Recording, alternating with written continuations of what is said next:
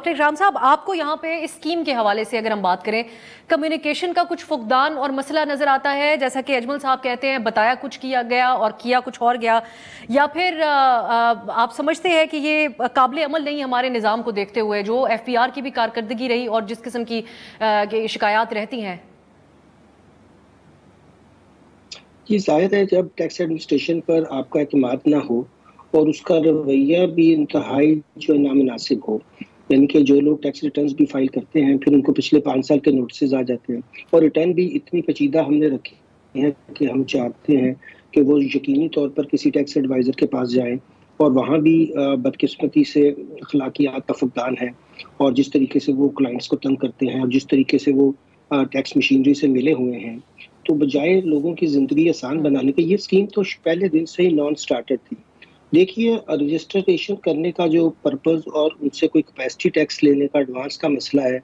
वो कुछ हद तक तो बिजली में हमें पता है जो भी इस्तेमाल कर रहा है वही अदा करता है वो टैक्स, जो कि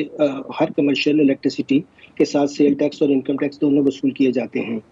और दूसरे आप देखिए कि सारे मोबाइल यूज़ करते हैं, वहाँ भी 15% लिया जा, टैक्स की रजिस्ट्रेशन के प्रोसेस से दूर है। तो इसमें कबाहत तो फिर हमारी टैक्स पॉलिसी की है। जब हमने तय कर लिया कि हमारा जो नेशनल आइडेंटिटी कार्ड है वही हमारा जो है वो अब इंडिविजुअल के केस में वही एंटी ट्रीट होगा, तो फिर क्या मुश्किल है कि हम उन सब लोगों को जो अडल्ट हैं उनको रजिस्टर करके IMF को बता दें जी, भले वो रिटेल का काम कर नहीं था, वो किसी पे डिपेंडेंट है, कम से कम वो टैक्स के रोल पर, क्योंकि उससे आप टैक्स तो वसूल कर रहे हैं ना। मोबाइल से बड़ा तो आपके पास कोई डेटाबेस नहीं है कि इस वक्त तकरीबन 140 मिलियन, तो उसमें मैं रोज उसका मॉनिटर करता हूँ हर महीने, तो PTA भी बताती है। तो उसमें से अगर हम यूनिक मोबाइल यूजर निकालें तो वो 70 मिलियन से तो कम नहीं है। तो इस वक्त सारी पाकिस्तान की पॉपुलेशन जो अडल्ट है वो टैक्स तो 15% अदा कर रही है ना। अब इन्होंने कह दिया कि उसमें जो नॉन फाइलर होगा वो 70-75% भी उसका हम काट लेंगे। जब आप टैक्स ही लिए चले जा रहे हैं और मशीनरी के पास दूसरा इंटरफेस नहीं है कि उनको ऑटोमेटिकली उनसे रिटर्न का मुतालबा आप सादा एक फॉर्म से कर सकते हैं कि आप कोई काबिल टैक्स आमदनी है या आप, और अगर आपको काबिल टैक्स आमदनी है तो आप आमदनी बता दीजिए और उस पर हम टैक्स ले सकते हैं। फिर ये इतनी मुश्किलात पैदा करने का क्या मकसद है? मेरे ख्याल में अगर हम कभी कैपेसिटी टैक्स की तरफ जाते हैं, कभी हम एडवांस टैक्स की तरफ जाते हैं, कभी हम विद होल्डिंग्स, लेकिन हम रिटर्न्स क्यों नहीं ले पाते? सोचने की बात तो ये है। और जो रिटर्न्स आती भी हैं उनमें से हम जानते हैं कि 70% रिटर्न्स तो बेकार होती हैं, उसमें सिर्फ वो नॉन फाइलर का टैक्स बचाने के लिए होती हैं। जनता इतने साल ये यकीन रहा हो कि उसको टैक्स पॉलिसी भी उसके हाथ में हो, टैक्स लेजिस्लेशन भी उसके हाथ में हो, और उसको काम करने का कोई तरीका ना आता हो। यहाँ मैं अर्ज करूं कि ये भी लाजिम है कि हमारे जितने भी चाहे वो ताजर हों, हम हों, कोई भी पेशा को हों, हम भी अपनी नेट इनकम पर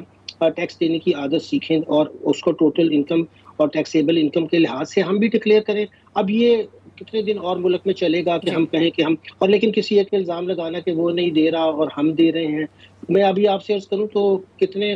FPR के लोग खुद रिटर्न फाइल नहीं करते हैं। इसका डेटा भी वो शेयर कर दें ना हमारे साथ, ट्रांसपेरेंसी के साथ। जिस अदारे में पावर्स बेशुमार हों, ना ट्रांसपेरेंसी हो, ना उसमें किसी किस्म की कोई आप ये देख सकें कि उनका तरीकाकार सही है, और वो सारी पावर यक वक्त चाहते हैं कि वो लेजिस्लेचर भी हो जो वो लॉ बना दें। ये शायद स्कीम उन्होंने एक डेलीगेटेड पावर के तहत बनाई है, चाहे वो लॉ भी बना दे, तो हमारे पार्लियामेंटेरियन तो उस जो भी फाइनेंस बिल जाता है उसके ऊपर आंखें बंद करके वो साइन कर देते हैं। तो जिस मुल्क में ये हालात हो, जो पब्लिक का इंटरेस्ट देखने वाले इदारे हों, जो इसको दूसरी तरफ से अदलिया हो, वो एक खुला हाथ मिला हुआ है उनको। मैं बिल्कुल इस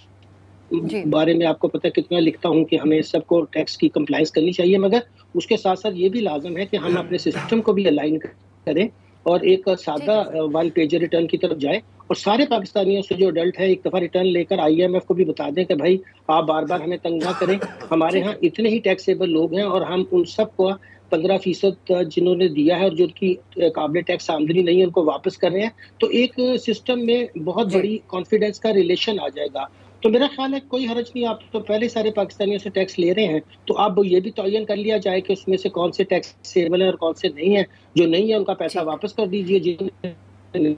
नहीं सही टैक्स दिया, उनसे वसूल